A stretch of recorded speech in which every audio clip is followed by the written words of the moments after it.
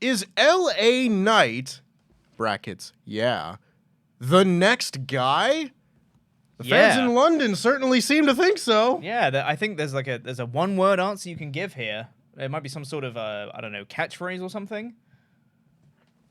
Probably. Perhaps. That doesn't quite have the same ring, does it? No. No. Maybe Sami Zayn and Kevin Owens at one point will commandeer his catchphrase and just do it the yep. Yep. Yeah, like that. Anyway, this is a SmackDown podcast here on the WrestleTalk Podcast channel. I am your host, the Mountie. Happy Canada Day, everybody. I'm drowning in gimmicks today. So many gimmicks. 1, 2, 3, 4. Yes, of course. Today is Money in the Bank Day. Please tune into our live reactions later today. Because LIW holds all the gold. And by LIW, I mean me. LIW holds all the gold. I am LIW, and I hold all the gold. Well, we are. And we hold all the gold. That's how it works. I am the intangible. You are the only intangible. You're going to become Roman Reigns, aren't you? Yeah. Oh, God. Yeah. I mean, I am your Quizlemania champion once again. Yeah. I am your Jam That champion. Uh-huh. I will defend this title today at Money in the Bank. You will. So tune in to our live event, live reactions for Money in the Bank. Very exciting this afternoon for you Americans and Canadians over there. Yeah. And this evening for us. Hooray. A normal start time. And also you said to defend the belt. Yeah. It's not quite, challenge for it because I am your Jam That champion. Absolutely You're just not. refusing to give the belt back to me. Semantics, anyway. We're going to get into our SmackDown review here, but let us know what you thought of the show in the comments down below. Make sure that you like this video, subscribe, and enable notifications to always on so you never miss a podcast just like it. But we're going to get into our first topic, that being LA Knight, because hot diggity dog. Oof. There were some things that could have been very newsworthy on this show, but for the most part, like the title matches didn't amount to a whole lot. There was some good wrestling, but the biggest takeaway I had on this show watching it, sorry, the gimmicks are falling off. The biggest takeaway I had was, goddamn, LA Knight has made himself undeniable. Yep. And it is incredible to have seen because this is a guy who has gotten himself over organically without much help from WWE. It's kind of insane because he has not been in a story that I can pinpoint at all. Like, he was in the Bray Wyatt feud. Yeah. And he was not the focus of that feud by any means. But it wasn't good. No, it was not good. It was not the kind of feud that you would expect to get somebody over, much less the guy who's getting beat in that feud. But as my lovely usual co-host, Sat Niangi, I miss you, Sat. It'll be a few weeks before I see you again, sweet angel. He was always beating the drum that LA Knight was going to come out ahead of that feud. And again, I must reiterate, WWE did not do a lot to make that happen, besides giving LA Knight time on the mic every week to be himself. And granted, that's more than they do for a lot of people, because LA Knight took that ball and ran with it. And now he goes into SmackDown in London in the O2 and is, I don't want to say the biggest star on the show, because no one's as big a star as Roman Reigns on this show. But in terms of just getting the call and response reaction from the audience, he was like top 2 most over guys on this show, with not a lot of wins to speak of as of late. He beat Rey Mysterio last week, which we talked about extensively on last week's podcast as like a huge step forward for him. But man, I don't know if he's going to win Money in the Bank, and that's not really the point of this exact discussion, but even if he does or doesn't, you got to go with this guy. You really do, because I think you don't get these opportunities that often where you can push someone that you think is good and give them big stories and give them big feuds and stuff, and they can get over that way if they are worthy of that kind of spot on the card. And people can respond to, oh, this guy's getting pushed and we like him. Great. When you get somebody as over as this, who you're not pushing and people get behind them anyway, you need to listen to that and react and change your plans and go, okay, The crowd have told us this is what they want. We need to give it to them.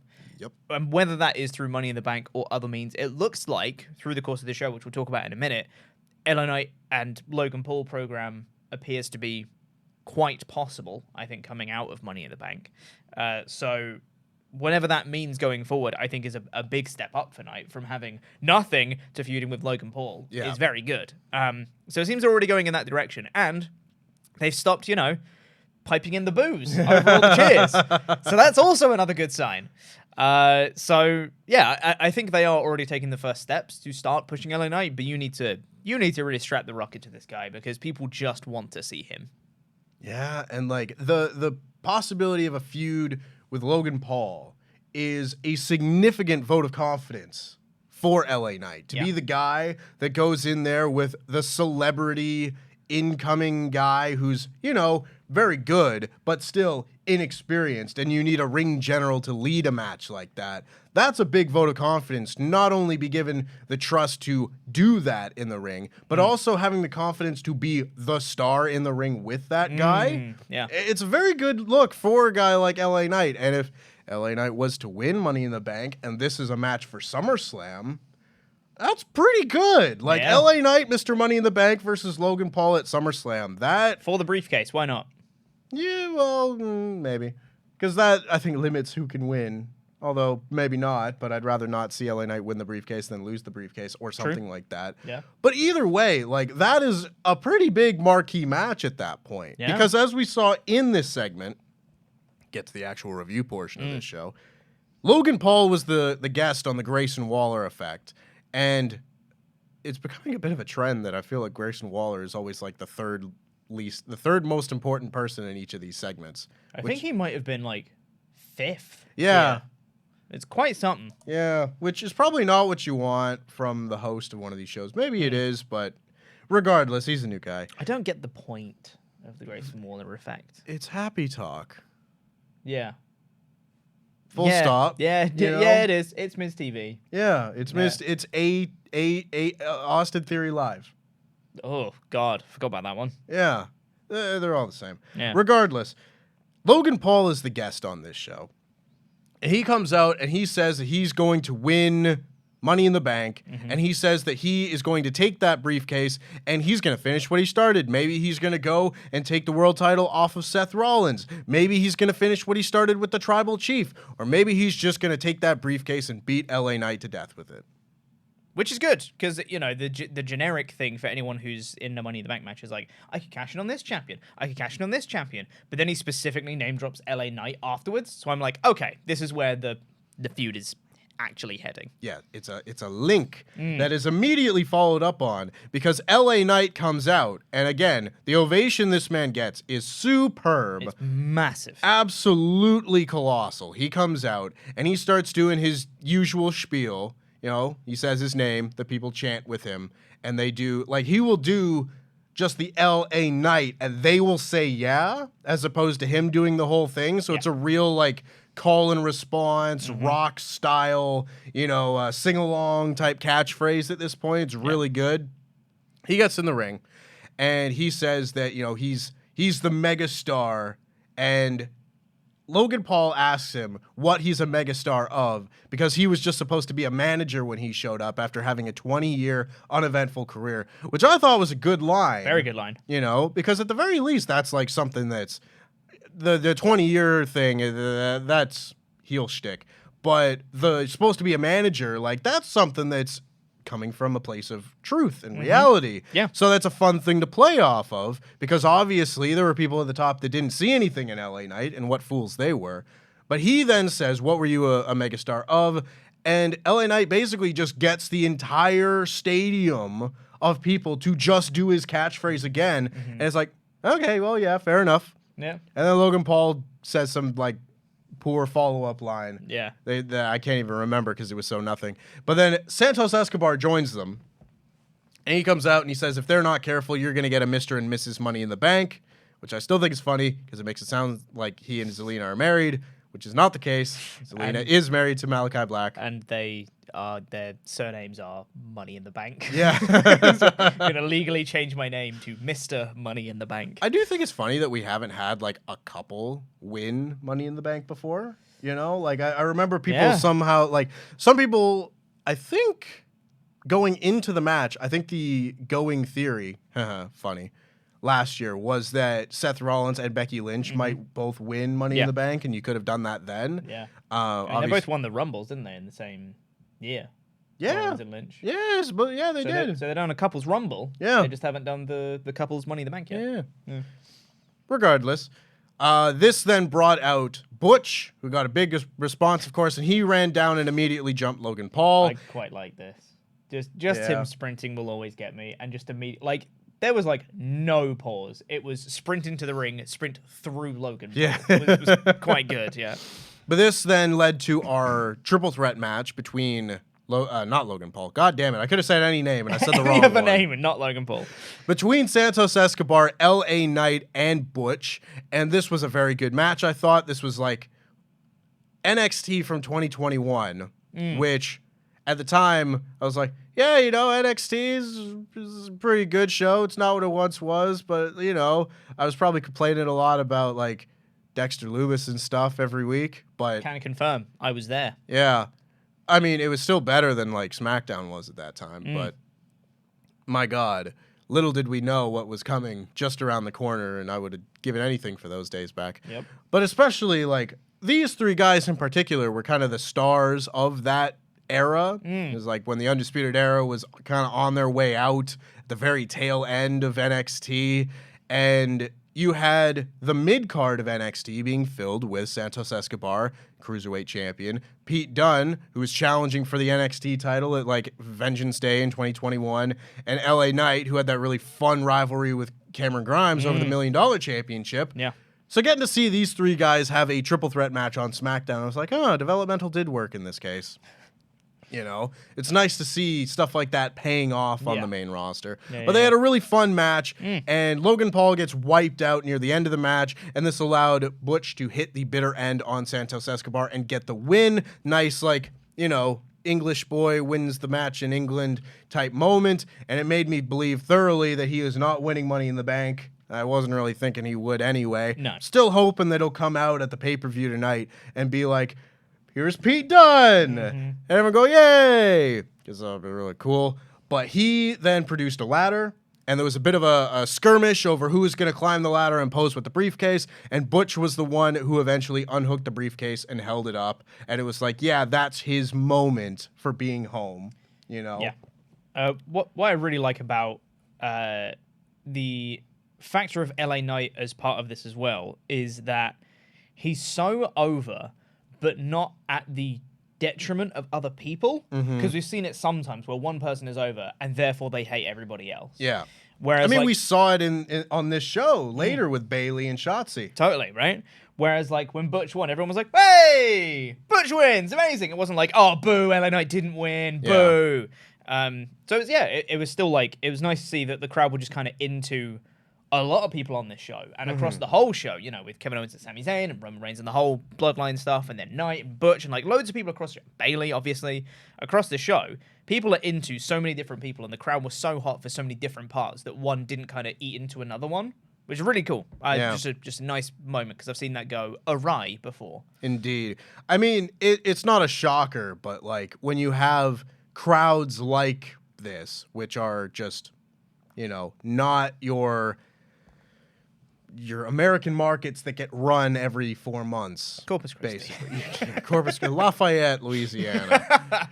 Stuff like that. Like, there are crowds in the U.S. where, and I don't want to blame them necessarily because, you know, SmackDown is not the most exciting show every single week by any means, but getting to go out and about and have Oot and a boot. Oot and a boot. It is Canada Day after all. And getting to do SmackDown from Montreal.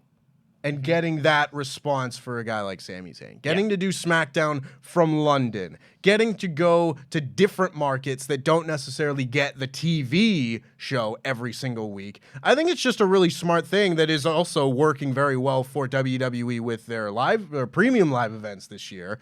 We're the only ones that have been in the United States, the continental United States, have been the big 4 pay-per-views. Every other one has been Elimination Chamber in Montreal, crazy good crowd. Backlash in Puerto Rico, good crowd. The Saudi Arabia thing, which maybe not necessarily as good a crowd, but is definitely different. And a great show regardless. Great show regardless. Money in the Bank now in London. And it won't be until Payback that we see a B show in the United States. And it just makes all of these other shows that much more meaningful and makes that show that we will eventually get more meaningful as well, because these markets aren't being oversaturated with pay-per-view after pay-per-view after pay-per-view. Philadelphia and Chicago and all these different shows getting a pay-per-view every single year. They kind of just blend together at that point. Yeah, I think that is a really easy and obvious way that I don't think we've thought about before to cover for B shows not being A shows is have them with some sort of gimmick. That gimmick being, we'll go do an international show, because then the crowd becomes the story of the show. Yeah, the crowd becomes the gimmick of it. Exactly, and that's how you cover for it not being a Royal Rumble, a WrestleMania, or whatever, right? A SummerSlam, for example. So that, it feels like it's just like a home run thing to do. Just keep taking it to international audiences. International audiences are going to love it because they get to finally go to a WWE show. Audiences are going to love it because they get to see really hot crowds in, like you said, locations that they haven't mined too much. And everybody wins. Everybody wins. Everybody wins. So just do it more. That's what I'd say. And LA Knight should win. And LA Knight should win. Can't remember what show I mentioned this on. I think it might have been maybe our prediction show for Money in the Bank. When I was saying, WWE have been on a crazy good run for premium live events this year. Yeah. They are on. There hasn't been a bad one. There hasn't been a bad one this year. And I think the shape of this card tonight is looking real good. I think SummerSlam's going to be pretty good, just with the potential stories that can come out of Money in the Bank. If they've got Payback lined up, there's history with Payback.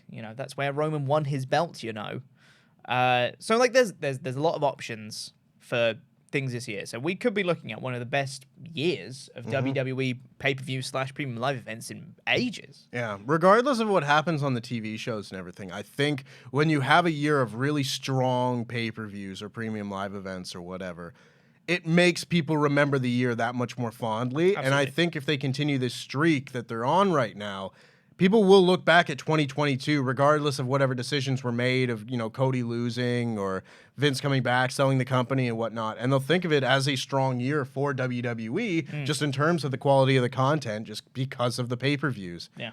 And good on them, because 2023, by the way.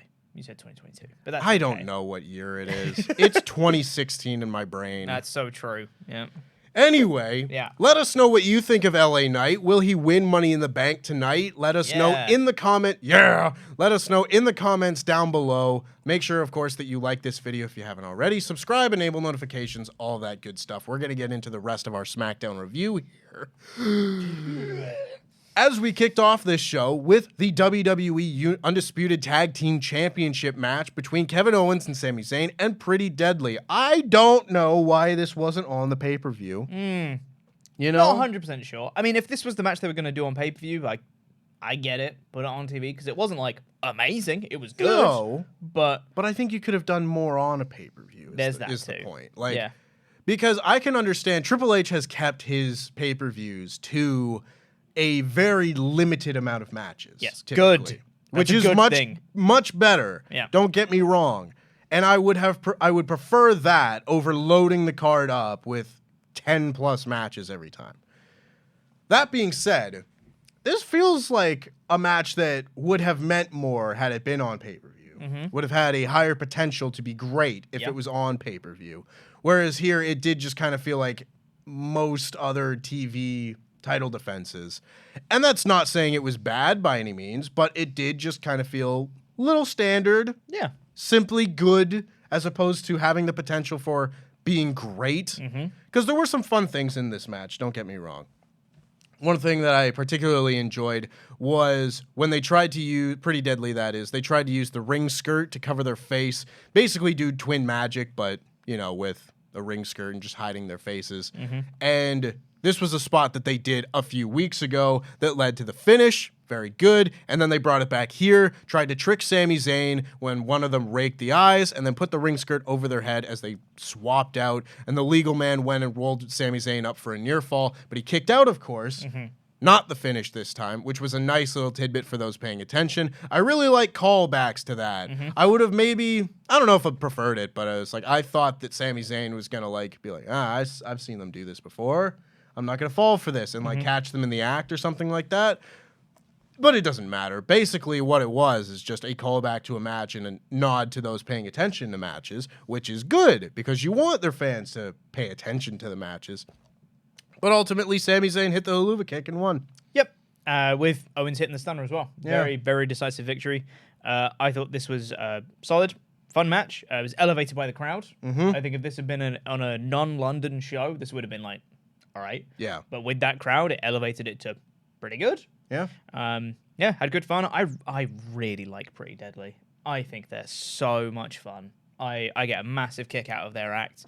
I saw them like years and years and years ago, and when they made their entrance, I was like, they've got something. They've got something to them. I'm really happy that they're getting to showcase that on SmackDown now. I think it's pretty cool. I wouldn't have expected them to have like this big blow away amazing thing. I have no idea of their like ceiling right now in terms of in-ring capability because I don't know how much experience they've had because their stint in NXT wasn't that long, all things considered. Yeah. So I don't know. From like last summer, wasn't it? Something like that. Yeah, because it was when NXT UK folded and everybody came over. Of course, yeah. But regardless though, fun little opener. Yeah. And I'm really glad that the London crowd were very into Sami Zayn and Kevin Owens because that makes me very happy when I hear the "Let's go." I always get such a kick. Dan Layton was at SmackDown last night and he sent me a video of the Sami Zayn entrance. I was like, lucky. This was good. Yeah. Yeah, I mean, you basically covered everything. This was a solid little opener. Yeah. I am thankful every day that Sami Zayn has his music back. God, yeah. There's a lot of other people that I would like to see that happen to as well. Backstage. Walter. Being one of them. That's a big one. I really want that song back. Adam Pearce is backstage when the Brawling Brutes were upset about Solo Sikoa attacking Ridge Holland last week, and Pearce wouldn't book a match between Ridge and Solo. Why? I assume because Solo was busy today because they'd already booked the Bloodline segment. But he just stood there. Yeah, he you did. know? Yeah. It just, to me, feels like every so often Adam Pearce is like, well, I can't do that. Yeah. And no reason is ever given as to why. Yeah. Like, Bianca goes in there and it's like, I want a rematch. He's like, well, I can't do that. For what reason can you not give her a title match? Yeah. None of this is ever established. But anyway, he says that he will give Ridge Holland a match with Austin Theory instead, with the implication being if Ridge Holland wins, he gets a shot at the U.S. title. Yeah. And then we had this match. Yep. Now, I don't know, like, it wasn't necessarily too much that happened on this show, but I think this was just the straw that broke the camel's back for me. Because holy Jesus, God Almighty Christ, can I not stand Austin Theory on this show? Like, it's really strange. Because we were having a conversation on our way over here before we started the podcast. Yeah. We were talking about how Austin Theory, mechanically, I would say is a good wrestler. Yep. On the mic, I would say he is a good talker. Yep. But holy Christ, is he the most mediocre wrestler I think I've ever seen. I don't get it. The package is just nothing. And I hear people every day, like people in the office will just be like, what do you think about Austin Theory? And Adam or Sullivan or you or whoever will just be like, I like Austin Theory. Yeah. Yeah. And that's it. And every time we bring this up, not to have a you people promo on the comment section by any means, But there's always people who are just like, I don't get what the hate is for Austin Theory. Like he's going to be great. He's going to do this. And I don't know, maybe I'm just tired of waiting. Cause like this man, someone brought this up. I forget what show this was on. We got an Ultra Chat in about it. Might have been on the AEW podcast last week. But Austin Theory and MJF, granted, one is a mid-card title, the other is a world title. Sure. But MJF and Austin Theory won their titles the same time, like last November. Mm-hmm. Sure. And you would think that these are two dickish heels. Yeah. And their reigns could not be more different. Yep. And you just think about that amount of time, really, is the comparison I want to make. Not because they're the same, because they're not. Obviously, they're on different levels and everything. And they're being booked incredibly differently. But you think about the amount of time that has passed when it comes to MJF as world champion in AEW. Because he has been on a very good run, having very good matches, cutting very good promos, having good stories, Bryan Danielson, now with Adam Cole, everything. And then you think about Austin Theory. And what the dick has he done with this U.S. title? It's so strange to me. Like you were saying before, like I don't get why the bits that are good don't combine well. Mm-hmm. Like something's lost in translation. Something isn't working, and I don't get what it is. Because I think you can even draw more comparisons to MJF's title reign. You ready for this? Is going to be a reach, and comments are going to be upset about this one. MJF has beaten a legend now in Hiroshi Tanahashi. Sure. Austin Theory beat John Cena at WrestleMania. Yep. MJF has defended the title in a big multi-man match, the Fatal 4-Way.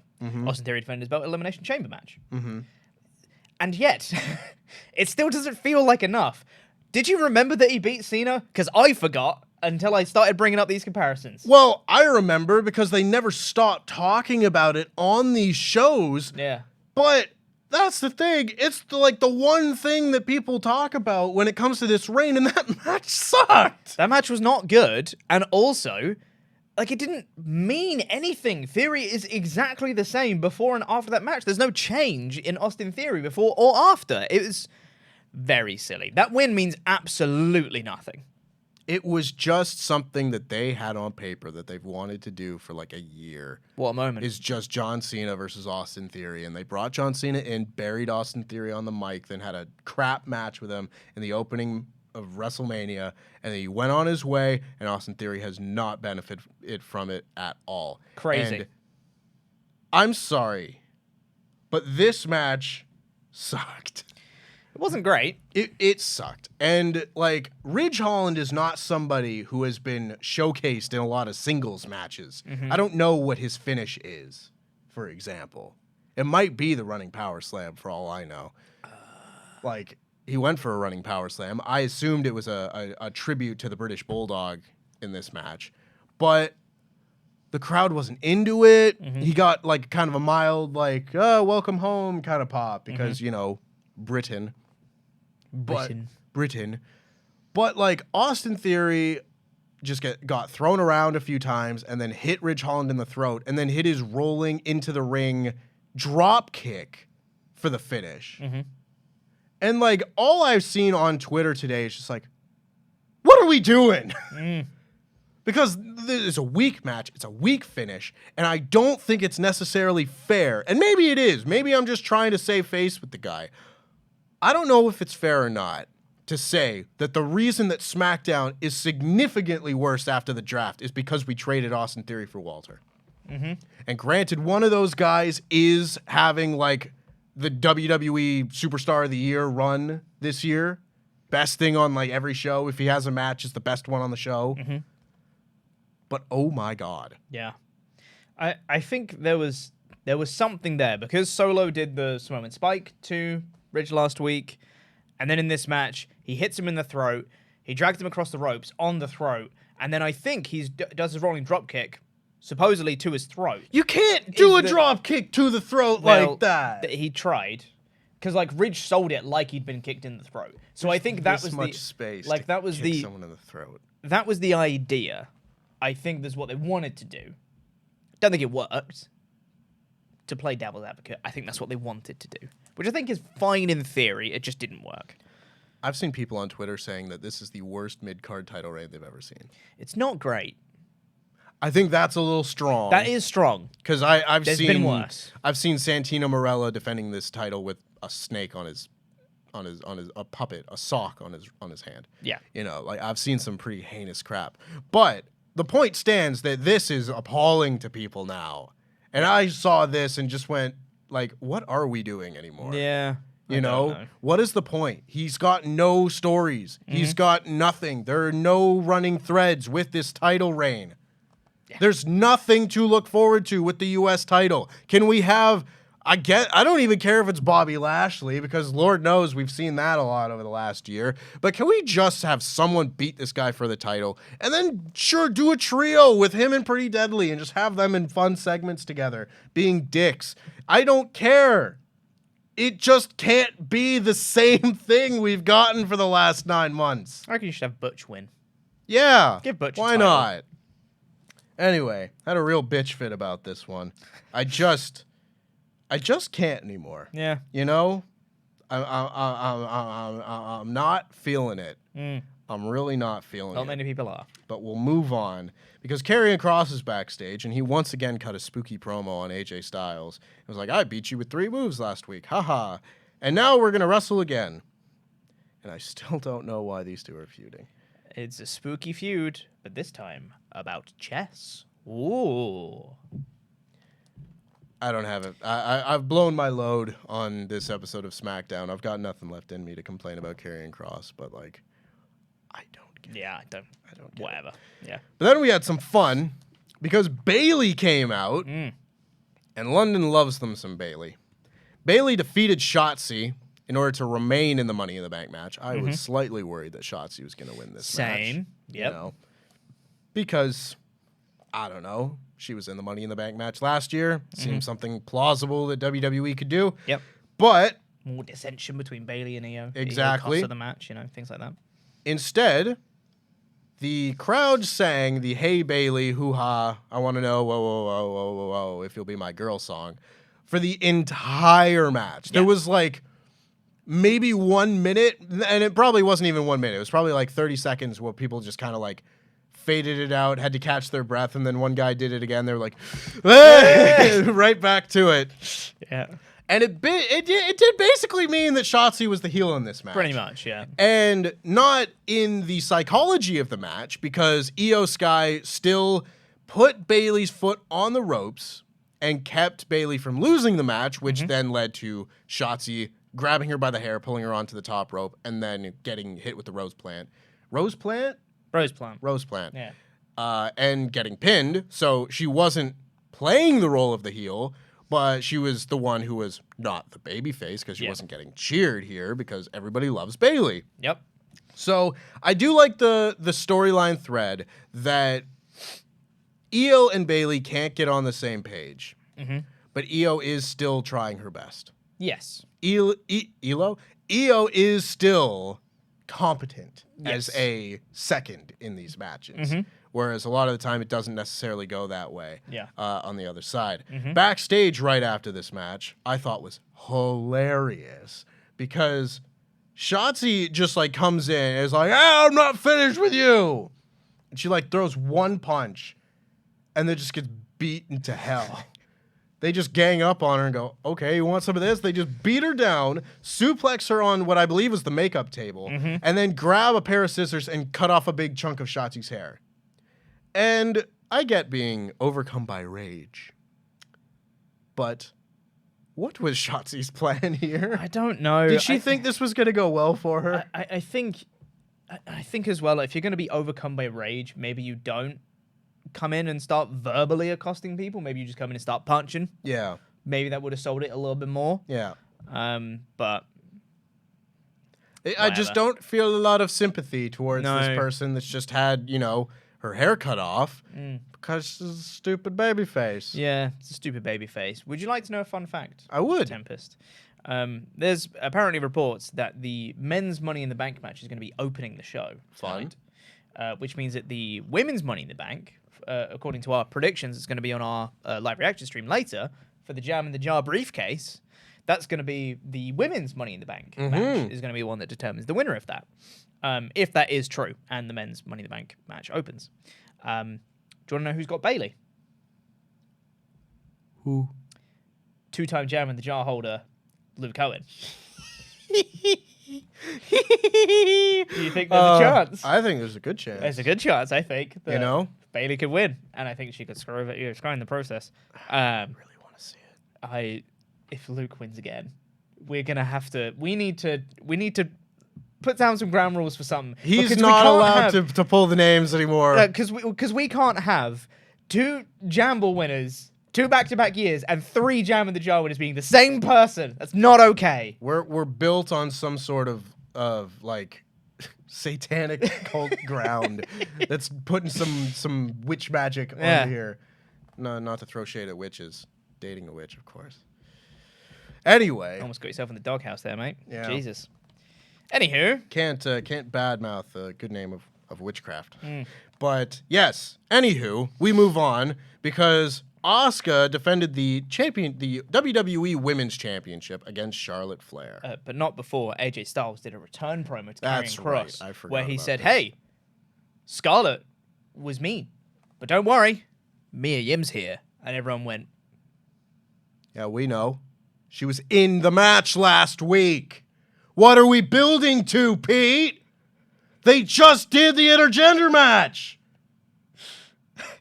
The mixed tag. Why does he have Mia Yim as backup? She was his backup last week, Pete.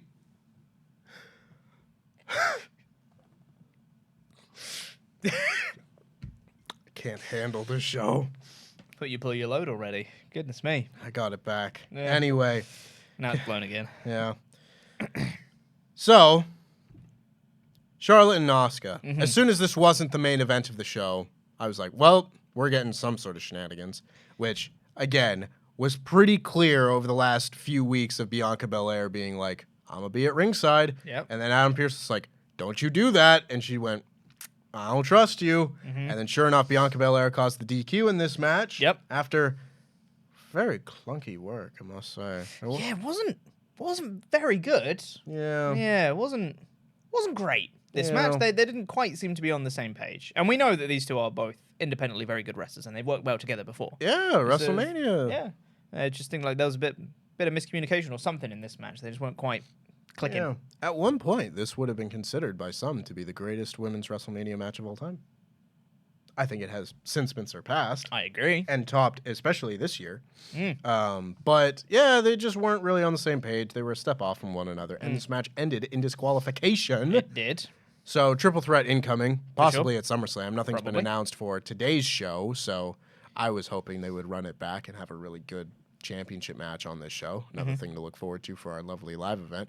But SummerSlam, just around the corner. Yep. Also suitable, I suppose. It is a big match.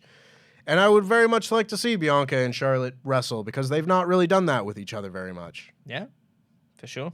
Yeah. My notes for this match are, where's Bianca? There she is. And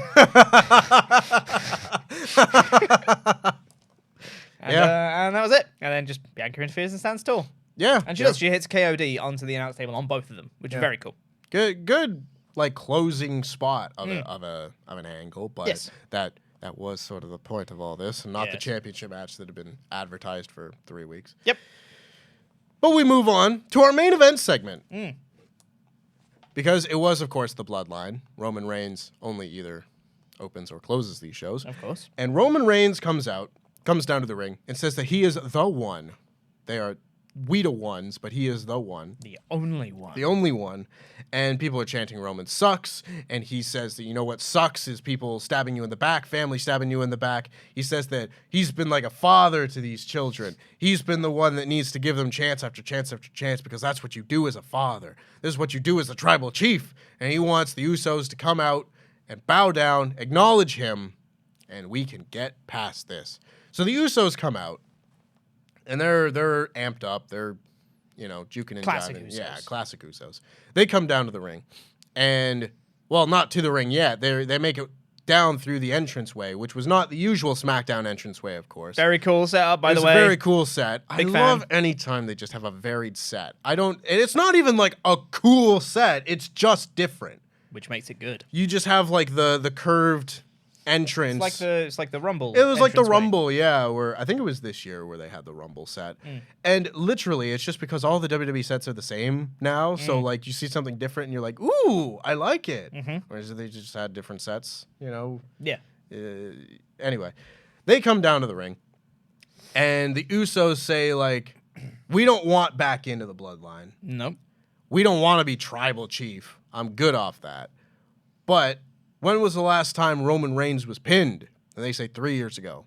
And it was actually longer than that. It was almost 4 now. It Close was to December 4. 2019. Three and a was half. the last time he was pinned. And he comes down. And Jimmy says, I don't want to be tribal chief. Jay, I don't want to be tribal chief. But we know that when you get pinned at Money in the Bank, you won't be the tribal chief anymore. Which doesn't fill me with confidence about the Usos winning this match. Live reaction, live predictions. But they say that they know someone who would have their vote. Because he says, like, the family's talking. And I've been waiting for the family to play into this storyline more. Like, we thought that there was going to be a congregation of Rikishi, the Wild Samoans, whoever was going to be there for Roman Reigns' 1,000-day celebration. That just didn't happen. But fair enough. But I've been waiting for that to play into this story. And they said that the people are talking. And they said that the Usos have a vote as to who would be the next tribal chief. And they heavily imply, they look at Solo Sikoa. And Roman Reigns bursts out laughing. Like doing a pantomime choreo, like, ho, ho, ho, ho, ho, kind of laugh. And then he notices that Solo Sikoa is kind of like, he was stood like this with his arms crossed, and then his arms kind of go down to his side. He kind of tenses up, and Roman Reigns all of a sudden stops laughing. And he's like, whoa. Oh, he's serious. Uh-oh. That's not good. Yeah. And then he's like, enough of this. Cut this crap out. This one's loyal. And Roman, and Jay, get up on one gets on the apron, the other's in the ring. And they're yelling at each other off mic. And Jay's starting to look like he's going to that place where he's like, he's been abused. He's kind of shutting down. You know, he's getting yelled at by Roman and everything. And finally, Jay puts his hand in Roman's face and pie faces him. And Roman does like a full 180, full 360, turns back around, gets super kicked by Jimmy. They all brawl because immediately Solo then runs and attacks Jimmy. Jay mounts Roman and starts doing a ground and pound beatdown, which was great. People really came alive for that because that was like the aggression's now being let out. It's not just like a kick. You hit the super kick, you hit your move. But now it's like he's letting it out. And this brawl continues. Security comes out to try and break this up. So super kicks, throwing security guys around. It continues. And finally, I think it was Jay hits a dive over the top rope and the show ends. So this is your lead in to Money in the Bank tonight over who's going to win. You know, at least now it feels like there is a little bit of like stakes to this where it's like, well, Roman, if you lose, you're not going to have the confidence of the family and everything. I don't know if that's going to happen. I have no idea what this finish is going to be, but it does add some intrigue into this. Because I think there's also the chance that they pin Solo Sikoa. I think there is a not distinct Roman chance Reigns. So that Roman, and I think that they could even play that into the match where like things aren't looking too good for him. Roman looks like he might even be like about to be pinned, might do like a close near for whatever, and Roman just leaves and leaves Solo Sikoa, and then that's further dissension between Solo and Roman with all of this stuff that's being teased, and also Roman's like, well, I can't be pinned. And he can claim that, like, well, I didn't get pinned. Yeah. I'm still the tribal chief. You haven't pinned me. And then that can lead to, hopefully, Jay versus Roman and Jay wins. Please, thanks. Well, I don't think Jay's going to win this. I want Jay to win. Jay's going to win. I want Jay to win. I want Jay to beat him. I have one other note from this show, and that's that Wade Barrett said that he went on a pub crawl the night before and visited every pub in London. Every pub in London. I need to see someone create, like, a map of what the most express route would be to systematically hit every pub in London. Yeah. Because That is statistically like impossible. You can't do it in a day. You just can't. Could you even do it if like you literally just went there, walked in and walked out? Like didn't order a drink? I don't know if you could. London's quite big, you know, and there are quite a lot of pubs. So I'm told. Yeah. So I don't think you could. No. No. What a liar, I think Wade Barrett. lied to us. You big stinky liar. I'm afraid I've got some bad news. I see what you did there. Mm. Anywho, that Good will bring our Good review of SmackDown to a close. Yeah, it was like a good show. Good show. I really liked the LA Knight stuff. I liked the Bloodline stuff at the end. I did not like Austin Theory. Nope. The women's match was whatever. The Bayley stuff was fun. Like Bayley, and a good opening tag to start the show. I gave this in my edited review a 3 out of 5, but it was like a high 3, a respectable 3. Yep. I agree with that. I Yeah. think it was pretty good. Pretty solid. Yeah. And that is about to bring our review of SmackDown to a close. But before we get out of here, make sure, of course, that you tune in later today for our live reactions, live from the Long Arm Pub and Brewery, as we and a bunch of our fans watch Money in the Bank live. It's going to be at a regular time for us. Yippee, I get to go home and sleep. Then I go to Canada the next day. Woo! Oh, Canada. I'm very excited for that. I'm going to retain this here championship. Nope. Because I'm the champion. I'll be defending it and successfully retain. No. Anyway, also make sure, of course, that you check out our new show on partsFUNknown airing today. That, of course, is the AEW Fight Forever Road to the Elite mode, starring Pete Quinnell, Luke Owen, and Lori Blake. I don't know where my hands go when I'm doing these plugs. That, of course, is sponsored by THQ Nordic, so we thank them very much for that sponsorship. It's a very fun show. I've seen the first episode. Very fun. It's a very fun little game, and Luke Owen likes it very, very much, even if he didn't get to play as Aubrey Edwards. But that will do it for today. I'm gone for 2 shows after this. Yeah, you are. Thank God. It's going to be me next week. Me and Sat. Yeah. Next Saturday. Sat-E Day. Sat-E Day. Very excited for that. Have a lot of fun doing that. I hope you all enjoyed this podcast. Make sure, of course, that you've liked this video. Subscribe if you haven't already. And catch us back in a few hours for Money in the Bank. I'm defending this championship. Not correct. I don't care what this man says. It's LIW for life. LIW holds all the gold. Yes, we do. I am LIW. Goodbye and good night for life. Bang.